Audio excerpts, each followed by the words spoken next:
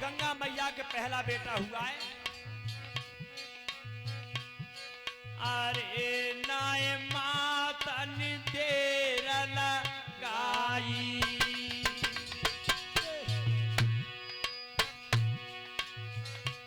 और बेटा कुलायो गोदायो ठाई।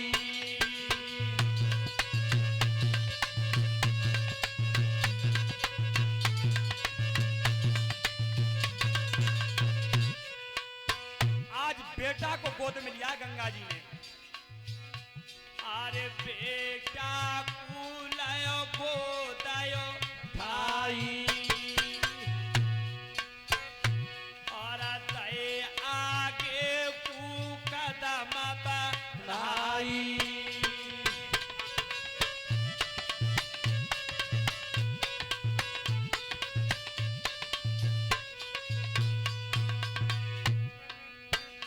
अरे तय आगे कु कदम बढ़ाई, और मैया बीच धार पे आई।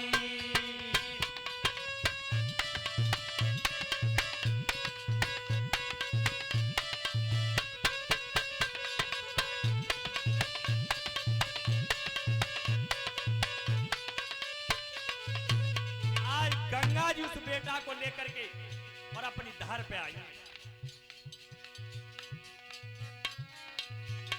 अरे सोच समझ के आज मैया ने, और लेकिन हृदय मन में विचारो, और बेटा गोदत के हृदय, और मातन बीच धार में डारो।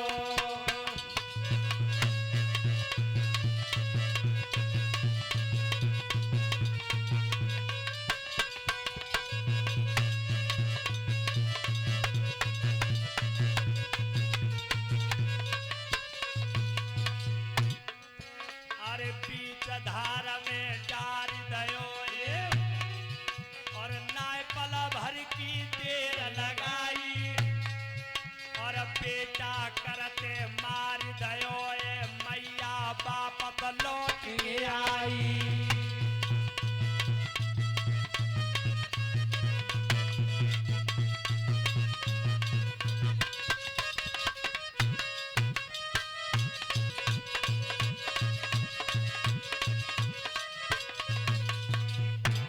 मेरे श्रोता बंधु, आज उस बेटा को लेकर धार में डुबोकर मैया गंगा जी ने मार दिया। जब धीमे धीमे समय व्यतीत हुआ, जब समय व्यतीत हुआ तो जब दूसरी संतान हुई, तो आज दूसरी संतान को भी ले जाकर धार में डुबो के मार दिया। जब धीमे धीमे 7 पुत्र हुए, 7 बेटाओं को आज गंगा जी ने मार दिया। जब 8वीं संतान हुई है, और जब लेकर के गंगा जी चलिए, तब महाराज शांतनु ने मन में विचार किया कि अगर ऐसे ही गंगा जी मेरे बेटा को मारती रही तो मेरा तो वंश फिर यहीं रुक जाएगा, वंश आगे नहीं बढ़ेगा। तो आज कब रोका है? जब 7 बेटाओं को मार दिया, धार में डूब जाओ, 8वां बेटा लेकर के चलिए। और तब महाराज बोले रानी से,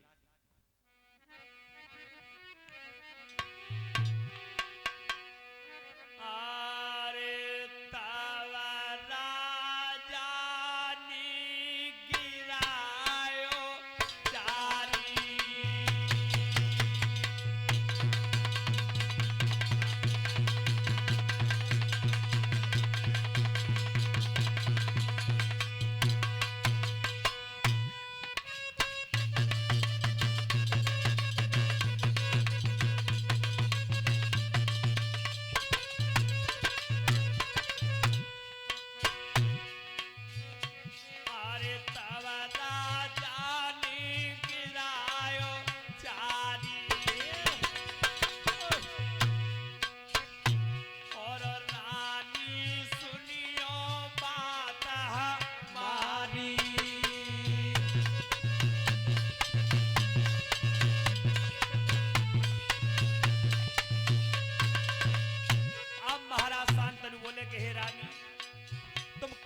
हो, एक संतान की खातिर माँ दुनिया तरसती है कि मेरा बेटा हो जाए, और तुम अपने ही बेटा को धार में डुबो डुबो के मार रही हो, और तुम इसी तरीका से बच्चों को मारती रही तो मेरा वंश कैसे चलेगा। अरे बार बार समझाए रहे ज्ञानी, पर एक न बात मात ने मानी।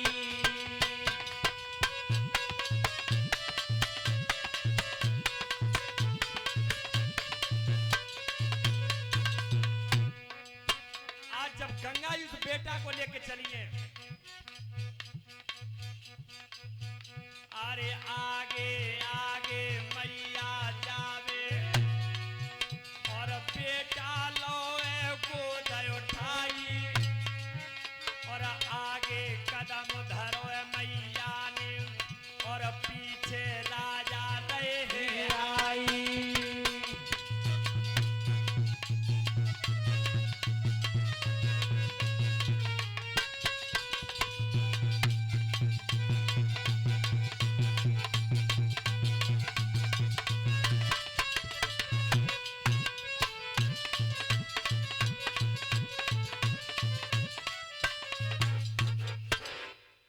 जिस समय गंगा मैया धार पर पहुंची तो बेटा को उसे मारना चाहती थी, धार में डुबो, उसी समय शांतनु महाराज ने रोक लिया कि सुनो, अब इस बच्चे को मैं तुम्हें नहीं मारने दूंगा।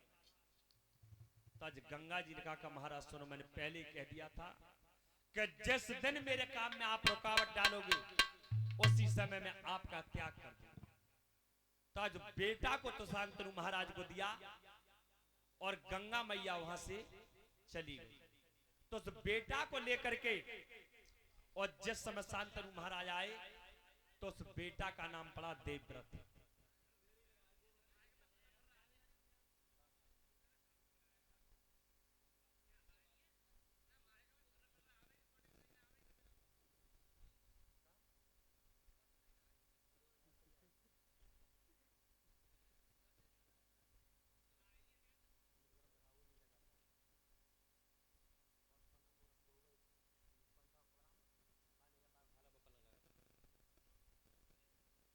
हेलो मेरे श्रोता बंधुओं, आज उस बेटे का नाम पड़ा देवव्रत।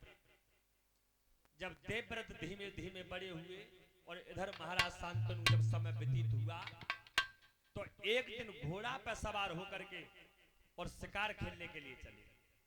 और कैसे बेटा,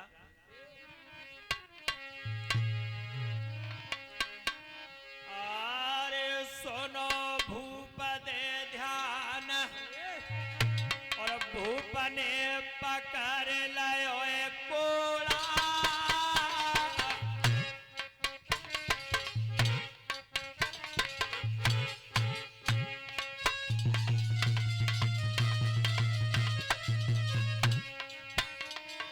अरे भूप ने पकड़ लयो कोड़ा,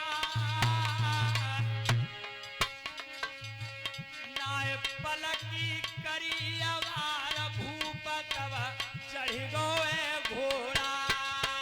नहीं पलकी करी अवार भूप तब चढ़ गए घोड़ा, नहीं पलकी करी अवार भूप तब चढ़ गए घोड़ा।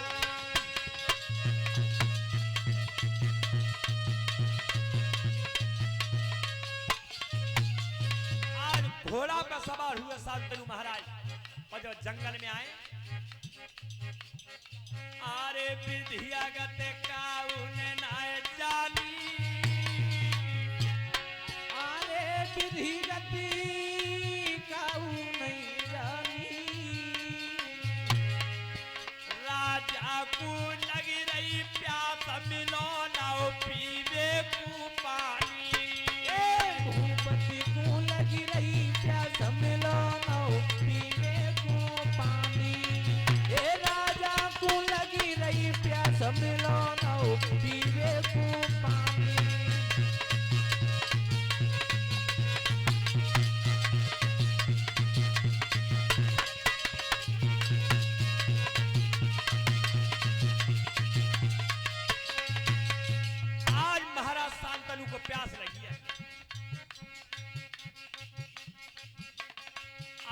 भूपत आगे बढ़े आयो, अरे भूपत आगे बढ़ी आयो,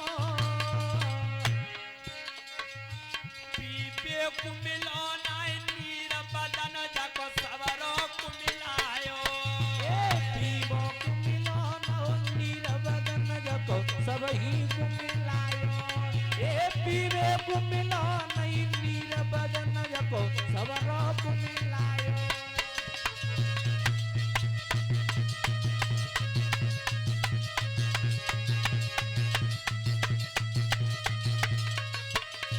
आज महाराज जब आगे बढ़ करके आए,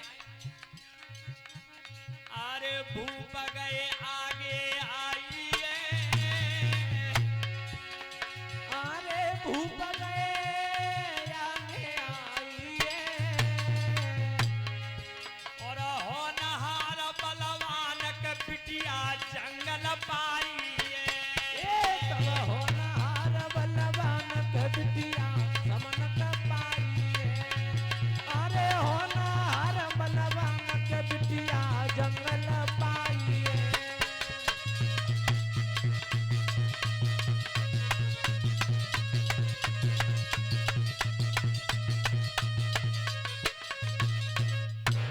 मेरे भैया आज जब महाराज शांतनु प्यास के मारे आगे बढ़ते हुए चले गए तो उन्होंने क्या देखा, जंगल में एक मल्लाह की बेटी थी, बहुत सुंदर रूप था, और जिस समय उस बेटी के रूप को निहारा तो महाराज अपनी प्यास प्यास सब भूल गए, उनके सूरत की तरफ निहार रहे हैं। और तब महाराज ने आगे बढ़ के कहा कि तुम कौन हो? तो उस बेटी ने जवाब दिया कि सत्यवती मेरा नाम है और मैं एक मल्लाह की बेटी हूं। तो महाराज शांतनु ने कहा कि सुनो, मैं तुमसे विवाह करना चाहता हूं। जो इतनी बात कही सो लड़की ने कहा कि सुनो महाराज, जो चीज आप कह रहे हो इसका निर्णय मैं स्वयं नहीं कर सकता, मेरे माता पिता के साथ पास जाइए, वही बताएंगे कि मेरा विवाह किसके साथ होगा। पर आजकल की ऐसी औलाद रहते हैं, हवाल मालिम पज्जा घर में कोई गरीब परिवार की बेटी हो, करोड़पति अरबपति आदमी, तुम जो कही अब ले चलो घर जाएंगे तो करी ना करी मने करते घर के हैं। लेकिन उस बिटिया ने कहा कि मैं ऐसा नहीं करूंगी, मेरे माता पिता जो कहेंगे मैं उस काम को करूंगा। खूब पता था कि हस्तिनापुर के राजा हैं। तो आज जिस समय महाराज शांतनु उस मल्लाह के पास गए तब कहा कि मैं अपनी बेटी से विवाह करना चाहता हूं। तो उसी समय मल्लाह ने जवाब दिया कि महाराज मैं विवाह तो कर देता, लेकिन एक कार्ड है, मैं शादी करूंगा नहीं अपनी बेटी की। क्यों? कि तुम्हारी बड़ी रानी का बेटा अभी मौजूद है, और अगर मैंने अपनी बेटी का विवाह आपके साथ में कर दिया और अगर उसके उधर से जो संतान जन्म लेगी तो महाराज तुम्हारी बड़ी रानी का बेटा तो राजा बनेगा, मालिक रहेगा, और मेरी बेटी के बालक नौकर बन के रहेंगे, इसलिए विवाह नहीं करेंगे। जब मना कर दिया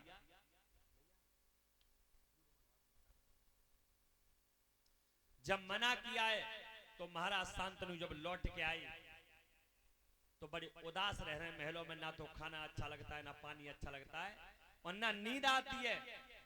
इधर जो देवव्रत महाराज थे, गंगा जी के बेटा, उन्हें पता लगा कि ऐसा कारण क्या है, पिताजी ना तो खाना खाते और ना चैन से सोते। जब उनको पता लगा कि एक मल्लाह की बेटी से वो विवाह करना चाहते, तो उसी समय देवव्रत महाराज गए और तब उस मल्लाह से विनती करी कि अपनी बेटी का विवाह मेरे पिता के साथ में कर दो। तब उसी समय मल्लाह ने कहा कि महाराज मैं विवाह तो कर देता आपके पिता के साथ में, लेकिन कारण एक है, आप बड़ी रानी के बेटा हो और बड़े हो, तो राजगद्दी के मालिक आप रहोगे, मेरी बेटी के बच्चा नौकर बन के रहेंगे, इसलिए विवाह करना नहीं चाहते।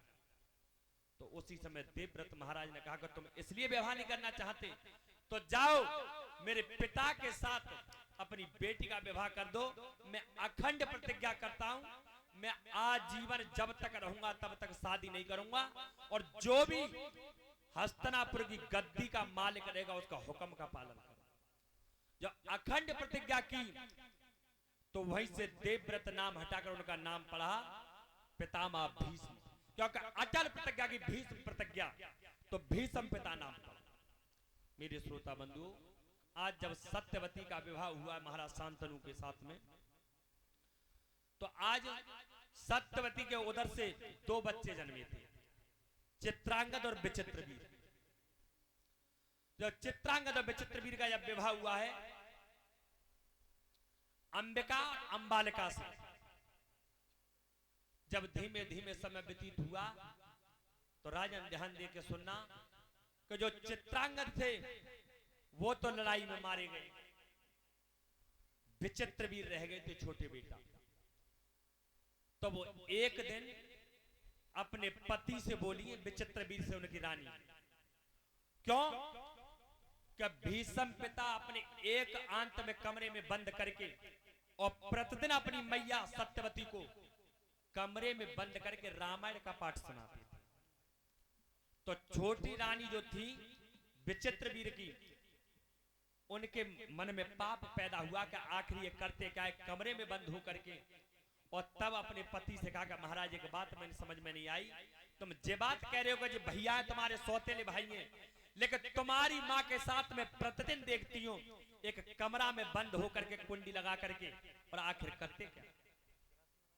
तो देखो जब गलत भावना जागी तो अपनी पति की बातन में आके, पत्नी की बातन में आके, और विचित्रवीर ने कहा कि आज मैं स्वयं देखूंगा चल के ये करते क्या है।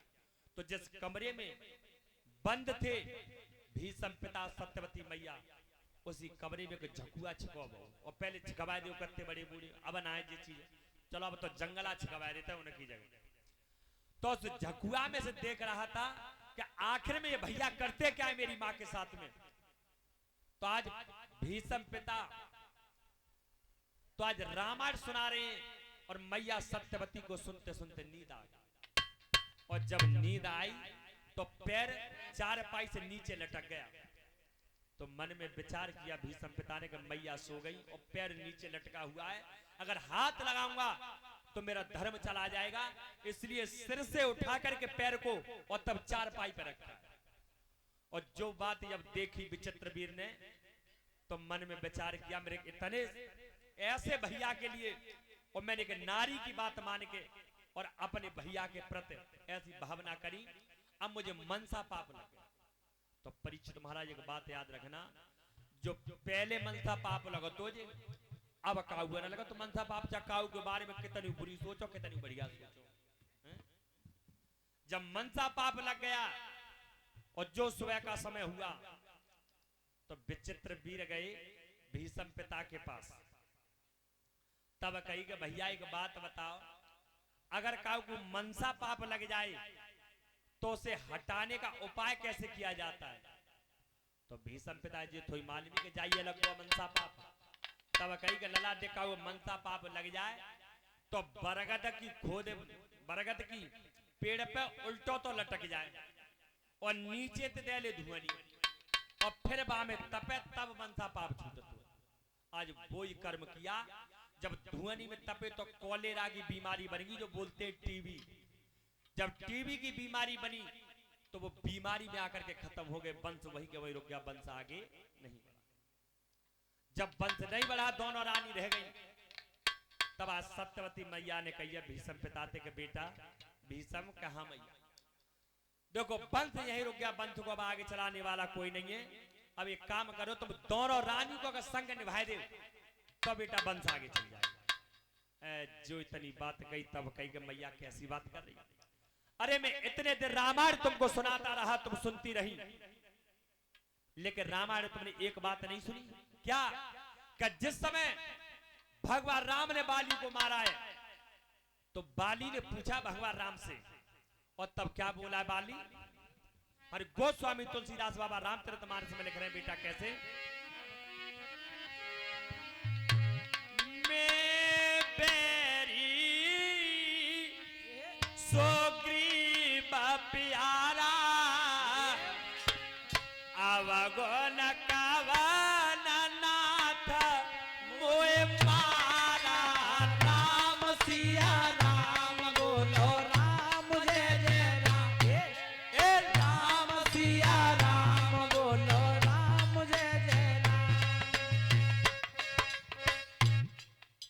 तब कहा कि मैं बैरी सुग्रीव प्यारा अब गुण कवन नाथ मोए मारा। मुझे मारा क्यों है? तो भगवान राम कह रहे हैं बाली सुन तुझे मारा क्यों? और क्या लिख रहे हैं हमारे गोस्वामी जी? अरे अनुज बधू भगिनी सुत नारी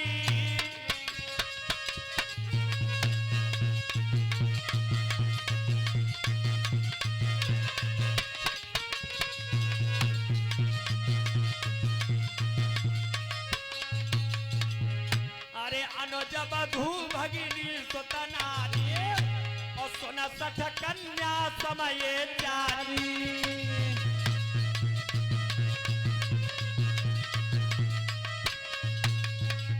अरे इन्हें को दृष्ट बिलो के जोई और ताए बधे कछु पाप न होई।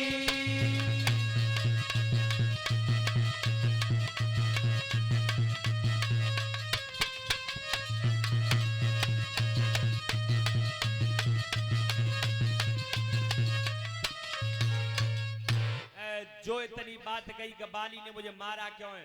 तो भगवान राम ने कहा सुनो बाली, अनुज बधू भगिनी सुत नारी, छोटे भैया की बहू और बहन और अपने बेटा की घरवाली और अपनी पुत्री, ये चारों एक समान होती हैं। अगर गलत दृष्टि भी कोई इन पर डालता है तो उसे मारने में कोई बुराई नहीं है। और मैया तुम जे कह रही हो कि छोटे भैया ने की बहू के संग संग निभाई दी, मैया कैसी बात कर रही हो? जो तुम सोच रही हो वो सपने में कबू ना होगा, चाहे तुम्हारा बंध चले या रुके।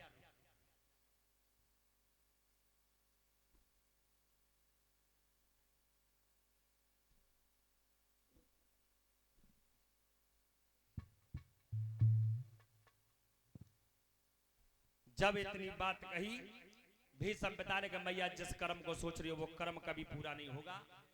तुम्हारा वंश चले या ना चले ये मैं नहीं जानता, लेकिन जिस काम के लिए तुम कह रही हो वो सपने में कभी नहीं हो सकता। अरे मेरे छोटे बहन की बहू है। मेरे श्रोता बंधुओं, धीमे धीमे समय जब व्यतीत हुआ है तो एक दिन वेद व्यास महात्मा जी आए और तब मैया सत्यवती ने कहा है महात्मा जी से कि मेरे दोनों बेटा इस दुनिया को छोड़कर चले गए और मेरा वंश यही रुक गया, वंश को आगे चलाने वाला कोई नहीं। तब वेद व्यास महात्मा जी ने कहा कि मैया सुनो, अगर ये दोनों रानी और कपड़ों को उतार के नग्न अवस्था में अगर आ जाएं